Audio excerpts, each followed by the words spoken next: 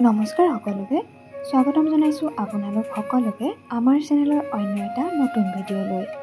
আশা কৰিছোঁ সকলো ভালেই আছে। যুগ্ম জীৱন আৰম্ভণি কৰিবলৈ লৈছে অসমৰ জনপ্ৰিয় অভিনেতাজনে। হয় বন্ধু বান্ধৱীসকল, আপোনালোকে ঠিকেই শুনিছে। ক'বলৈ লৈছোঁ অভিনেতা নীলিম দত্তৰ বিষয়ে।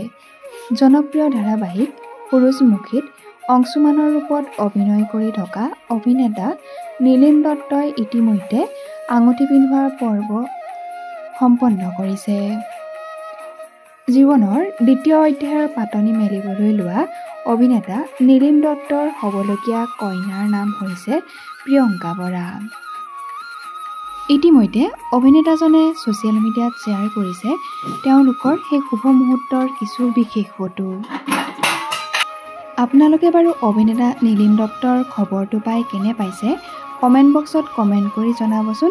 লগতে যিসকলে তেওঁৰ অভিনয় চাই ভাল পায় তেওঁলোকে প্লিজ এটা লাইক কৰি দিব। বহুকেইখন জনপ্ৰিয় ধাৰাবাহিকত অভিনয় কৰি দৰ্শকৰ মন জয় কৰিবলৈ সক্ষম হৈছে অভিনেতা নীলিম দত্তই।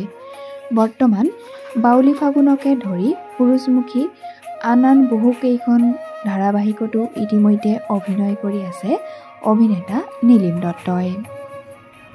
আমাৰ চেনেলৰ তৰফৰ পৰা অভিনেতা নীলিম দত্তলৈ বৈবাহিক জীৱনৰ বাবে অলেখ শুভকামনা আৰু শুভেচ্ছা জনোৱা হ'ল।